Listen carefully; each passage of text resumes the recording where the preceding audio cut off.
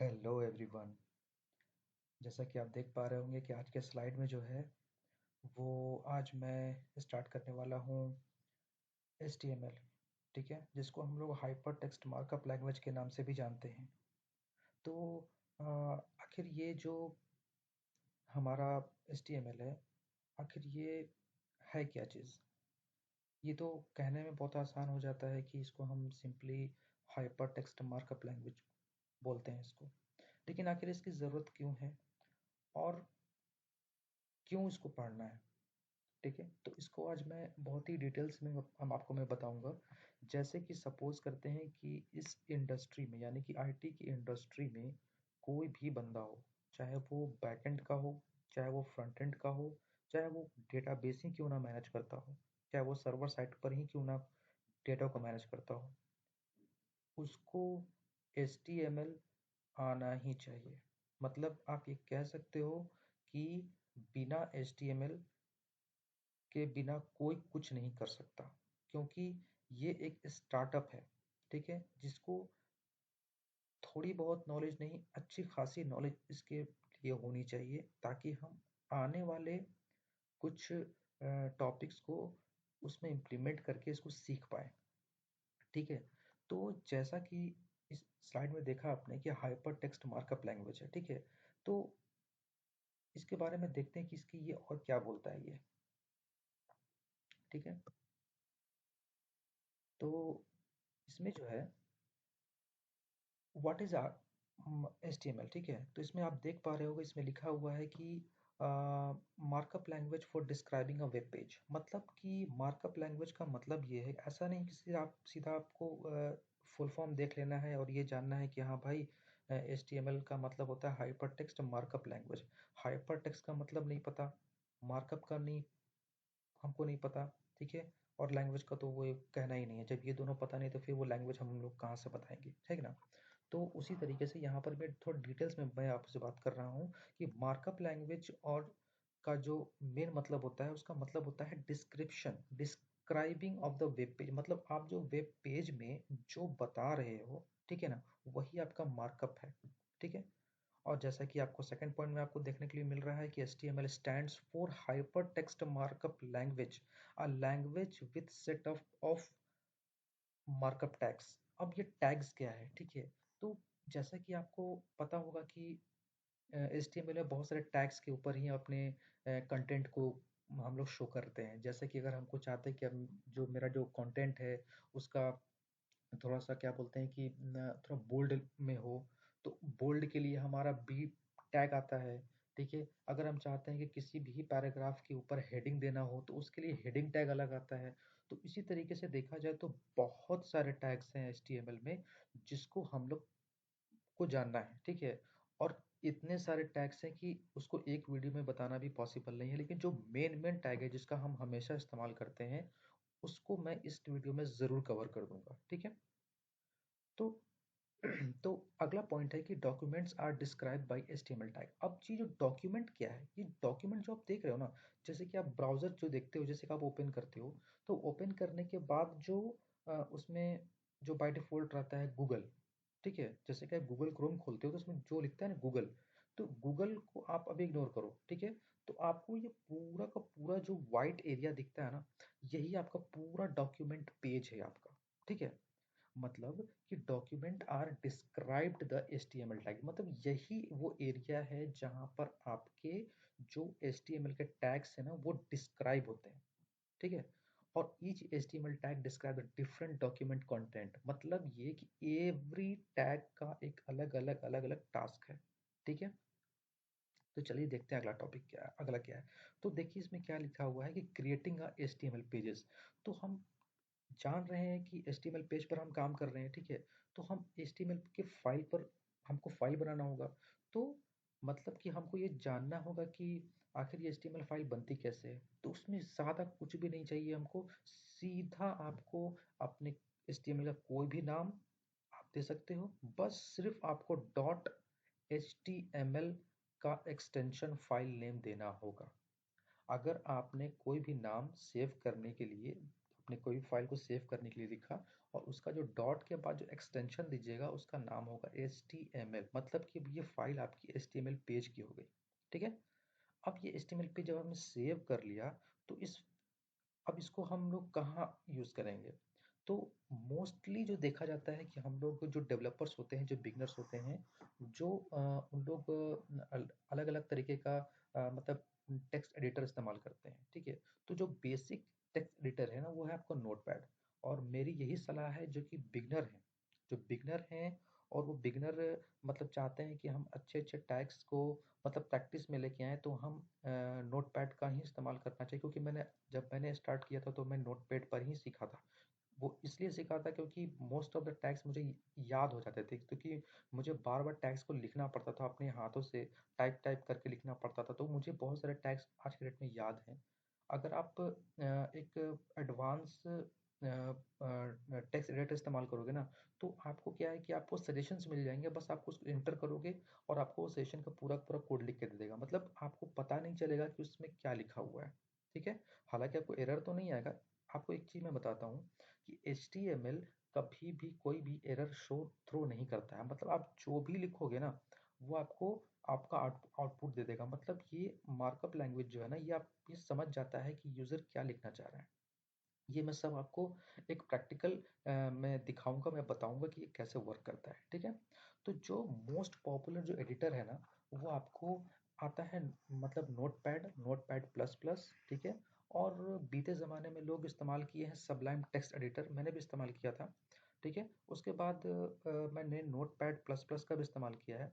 लेकिन जो बहुत ट्रेंडिंग जो चल रहा है अभी अभी मार्केट में चल रहा है, वो है आपको विजुअल स्टूडियो कोड, जो कि most of the developers, most of the beginners इसका इस्तेमाल कर रहे हैं, ठीक है? वो इसलिए इस्तेमाल कर रहे हैं क्योंकि ये बहुत ही ज़्यादा मतलब सिक्योर है और बहुत ही ज़्यादा इसमें फीचर्स हैं। और फीचर इसलिए है क्योंकि इसको जो बनाया है माइक्रोसॉफ्ट वालों ने बनाया, और बहुत सारे एक्सटेंशंस मिल जाते हैं आपको इसके अंदर, जिसका इस्तेमाल करके आप अपने कोड को लिखने का जो आपका जो स्टाइल है वो और इन्हांस हो जाता है आपको, ठीक है? और बहुत सारा टाइम भी सेव कर देता है, ठीक है? चलते हैं नेक्स्ट स्लाइड में। तो देखिए HTML का एक स्ट्रक्चर होता है, ठीक है? HTML is comprised of the HTML means element and tags. अब यहाँ पर देखते हो आप कि ये एलिमेंट्स क्या होते हैं, ठीक है? सपोज़ करते हैं कि आपने कोई भी एक टैग लिखा, सपोज़ करते हैं कि आपने एक p टैग लिखा, ठीक है? तो p टैग लिखने के बाद ये जान लीजिए कि आपको हर एक टैग का एक ओपन और क्लोजिंग टैग होता है। कुछ-कुछ टैग्स में आपको क्लोजिंग टैग नहीं होते हैं, वो मैं आपको आगे बताऊँगा, लेकिन मोस्टली जो टैग्स होते हैं ना, उसका ओपन और क्लोज़ टैग होता ही होता है, ठीक है? तो जो ओपन और क्लोजिंग टैग के बीच में जो आप कुछ भी लिखते हो या फिर कुछ भी पुट करते हो, वो आपका एलिमेंट होता है, ठीक है? जैसे कि element tag are nested one inside another. Suppose कि अगर आपने एक एक टैग के अंदर दूसरा टैग बनाया, उसके अंदर दूसरा टैग बनाया, तो उसको हम लोग नेस्टेड टैग बोलते हैं। मतलब एक एक नेस्ट बन रहा है, एक सीक्वेंस बन रहा है, ठीक है? अब अब हम देखते हैं क्या चीज़ कि जो टैग होते हैं ना, ये सिर्फ क्लोजिंग और ओपन तो टैग होते ही होते हैं, लेकिन इसमें एक हमारा आपको एक एट्रीब्यूट भी होता है, मतलब कि इसकी वैल्यू भी होती है, ठीक है? जैसे कि इसमें देख पा रहे हो कि आपकी HTML का जो ओपनिंग है एंड क्लोजिंग टैग दोनों है, ठीक है? उसी तरीके से देखो आपका ये जो हेड टैग है, इसका भी ओपनिंग और क्लोजिंग टैग है, और उसका भी ये देखिए बॉडी का भी ओपनिंग एंड क्लोजिंग टैग है, और जो मेरा क्लोजिंग टैग होता है ना, वो मेरा स्लैश मार्क होता है। देखिए यहाँ पर स्लैश मार्क, ये है ना, ये स्लैश मार्क होता है। तो इसका मतलब होता है कि आपने टैग को क्लोज कर दिया, ठीक है? और सपोज करते हैं कि एट्रीब्यूट क्या है? एट्रीब्यूट का मतलब ये होता है कि उस टैग में बहुत सारे प्रॉपर्टीज होते हैं, जिसको आपको डिफाइन करना होता है, जिसको वो टैग एज एन एट्रीब्यूट लेता है। आप उसको कह सकते हो कि एज अ पैरामीटर भी लेता है, लेकिन यहाँ पैरामीटर कहना सही नहीं होगा, क्योंकि ये टैग है तो इसको मोस्टली लोग एट्रीब्यूट ही कहते हैं। मतलब इसकी एक वैल्यू है, इंटरनल वैल्यू है, ठीक है? तो HTML describe the structure using the two main sections। तो इसका जो टू मेन सेक्शन है वो है आपका, सबसे पहला जो है वो आपका बॉडी टैग है, और एक हेड टैग है। पहले आपका हेड टैग आएगा, उसके बाद आपका बॉडी टैग आएगा, ठीक है? ये मैं सब आपको प्रैक्टिकली मैं बताऊंगा इसलिए ये सिर्फ और सिर्फ एक इंट्रोडक्शन है। आखिर ये क्या होता है इसके बारे में आपको डीपली मैं आपको समझाने की कोशिश कर रहा हूँ। ये अगर अगर आपको समझ में नहीं भी आ रहा है तो मुझे मैं प्रैक्टिकली भी बताऊंगा तो वो सारे के सारे डाउट्स क्लियर हो जाएंगे आपके। तो चलते हैं नेक्स्ट स्लाइड में।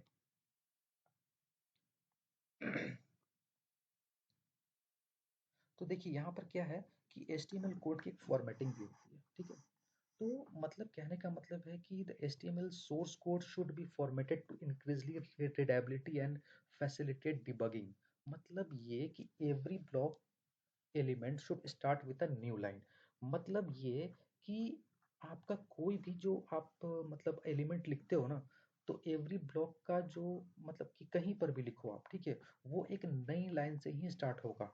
ये हालांकि अभी आपको ये सिर्फ एक डेमो में मैं आपको बताऊंगा, ठीक है। तो इसका इस्तेमाल हम जब भी कोई भी आप मतलब आपका कंटेंट लिखोगे किसी भी टैग के अंदर, तो वो एक नई लाइन से स्टार्ट होगा, ठीक है। और और क्या बोलते हैं कि सपोज करते हैं कि अगर आप ब्राउज़र जो आपका है, जो ब्राउज़र जिस ब्राउज़र पर आप वर्क करो, जैसे कि ब्राउज़र में बहुत सारे हो गए हैं आपके। आपके हो गए जैसे कि मोज़िला फायरफॉक्स हो गया, और आपको गूगल क्रोम हो गया, इंटरनेट एक्सप्लोरर हो गया, जो कि अब ना के बराबर लोग इस्तेमाल करते हैं। और आजकल जो ट्रेंडिंग में चल रहा है, जो कि माइक्रोसॉफ्ट वालों की तरफ से दिया हुआ है, वो है एज। तो एज पर भी लोग बहुत कम ही इस्तेमाल कर रहे हैं, लेकिन जिस पर बहुत ज़्यादा जो कंपैटिबल है, वो है आपका गूगल क्रोम। गूगल क्रोम ही लोग इस्तेमाल करते हैं, ठीक है। और देखा जाए तो सफारी है, और क्या बोलते हैं मतलब बहुत सारे हैं जो कि आपको मिल जाएंगे, ठीक है। तो इसमें और तो ये क्या है कि इसमें क्या होता है कि टैग में अगर आप सोचोगे कि एज अ टैग में हमने जो भी मतलब कंटेंट दिया, एलिमेंट में अगर मैं एक स्पेस देता हूँ, सपोज करते एक स्पेस करता हूँ, तो उस स्पेस के बाद एक स्पेस और देता हूँ, तो मतलब ये कि वो ब्राउज़र जो है आपका ना, वो इग्नोर करता है मल्टीपल व्हाइट स्पेस, ठीक है, in the page source. So formatting is harmless, ठीक है। फॉर ये इसलिए कि क्योंकि इसको परफॉर्मेंस रीजन बताया गया है, ठीक है। To formatting can be specified, okay.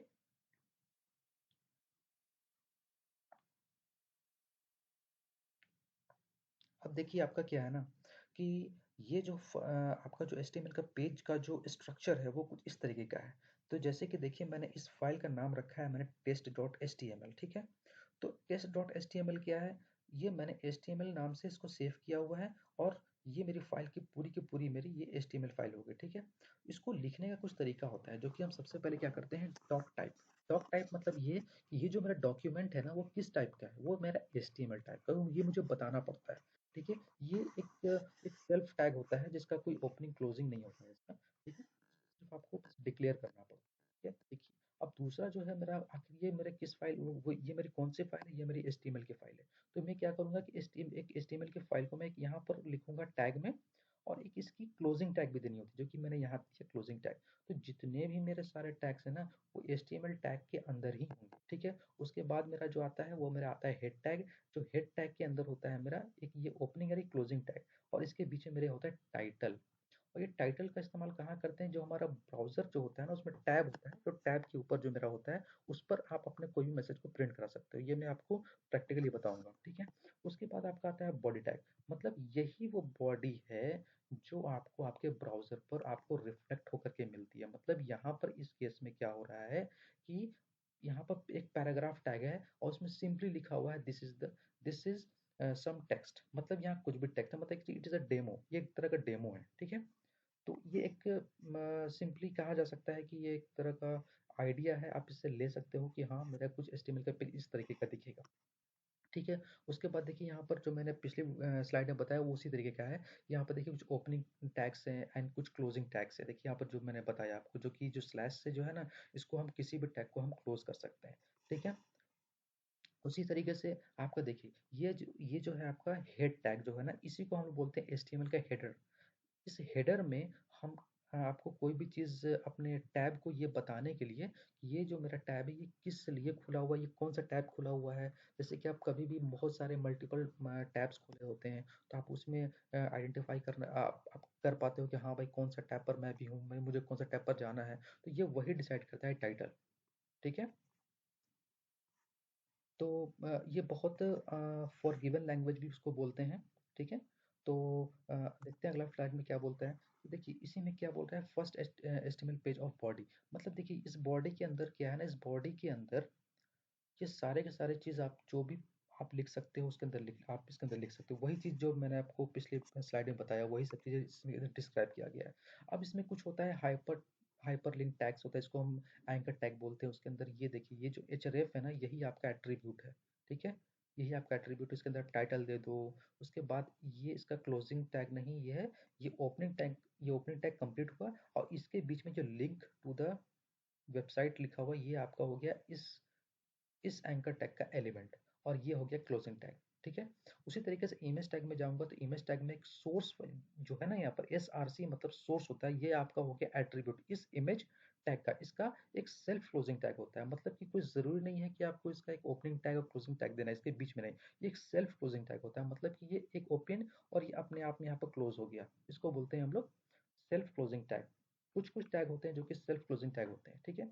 अब एक होता है कि टेक्स्ट फॉर्मेटिंग टैग, ठीक है? टेक्स्ट फॉर्मेटिंग टैग मतलब एम्फसाइज, ये सारे के सारे, ये जो है ना, ये सारे के सारे जो टैग्स है, ये आपको मैं प्रैक्टिकल बताऊंगा तभी समझ में आएगा, ठीक है? और यहाँ पर देखिए बी आर का मतलब, टैग का मतलब ये होता है कि ब्रेक लाइन, मतलब कि मैंने क्या बोला कि अगर आप कुछ भी टाइप मतलब कंटेंट देते हो ना, तो वो एक लाइन में ही चलता जाएगा, चलता जाएगा, चलता जाएगा। तो हम चाहते हैं कि हम एक नया लाइन से शुरू करें, तो वहां पर हमारा ये टैग इस्तेमाल में आता है, वो होता है B R tag. B R tag मतलब लाइन ब्रेक, ठीक है?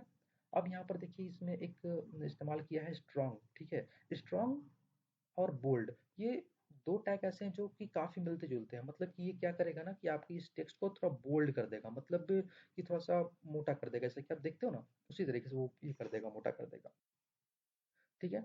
उसके बाद देखिए यहाँ पर वही चीज़ मैं बता रहा हूँ कि यहाँ पर देखिए attribute alt the value of logo. तो मैंने कैसे बताया कि इमेज में उसका एक सोर्स जो होता है वो एट्रीब्यूट होता है, ठीक है? तो एट्रीब्यूट में बहुत सारे होते हैं जो कि आपको आगे चल करके मैं बताऊंगा, ठीक है? तो ये सारे के सारे चीज़ होप कि आपको समझ में आया होगा, ठीक है?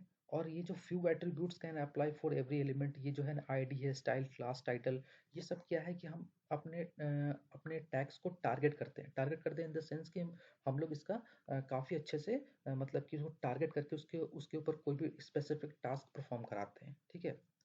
तो बहुत सारे एट्रीब्यूट्स हैं, इसका एक वीडियो में कवर कर पाना पॉसिबल नहीं है। होप कि आपको ये एक HTML के बारे में मैंने काफ़ी हद तक आपको एक रफ आइडिया दिया होगा, और जिन लोगों को समझ में नहीं आया होगा वो, ये जो मैं जितने भी बातें मैंने बताई है उसका मैं आपका नेक्स्ट वीडियो में आपसे बात करूंगा, और होप कि आपके जितने भी जो भी डाउट होंगे उसमें सारे के सारे क्लियर हो जाएंगे, ठीक है? तब तक के लिए थैंक यू सो मच, और अ, मैं ज़्यादा और कुछ नहीं बोलूँगा, और मुझे आपका सपोर्ट की ज़रूरत है। और मेरे चैनल को सब्सक्राइब करो, और बेल आइकन को भी दबा देना, ताकि जब भी मेरे वीडियोस आएँ तो आप को नोटिफिकेशन मिल जाए और आपको आसानी हो हमारे वीडियोस को एक्सेस करने में, ठीक है? और थैंक यू सो मच, आप लोग का सपोर्ट मिल रहा है मुझे, और सपोर्ट इसी तरह बनाए रखिए ताकि मैं आपको अच्छे से अच्छे कंटेंट ला के देता रहूँ, ठीक है? Thank you so much.